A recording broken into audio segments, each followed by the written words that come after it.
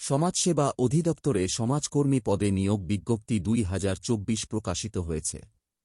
সমাজকর্মী ইউনিয়ন পদে সর্বমোট 209 জন লোক নিয়োগ করা হবে।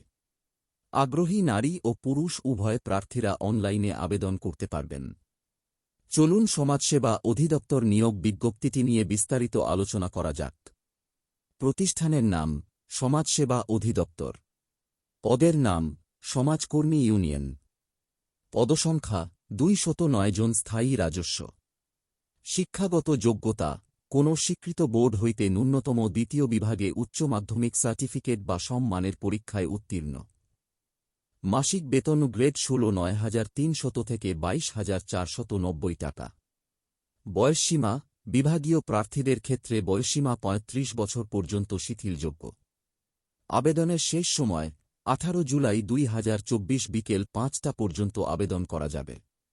আপনি যদি সমাজসেবা অধিদপ্তর ইউনিয়ন সমাজকর্মী পদের নিয়োগ বিজ্ঞপ্তিটিতে আবেদন করার জন্য একজন যোগ্য ও আগ্রহী প্রার্থী হন, তাহলে দেরি না করে খুব শীঘ্রই কর্তৃপক্ষের দেওয়া নির্দেশনা অনুযায়ী নির্দিষ্ট সময়ের মধ্যে অনলাইনে dss.teletalk.com.bd ওয়েবসাইটের মাধ্যমে আবেদন করুন।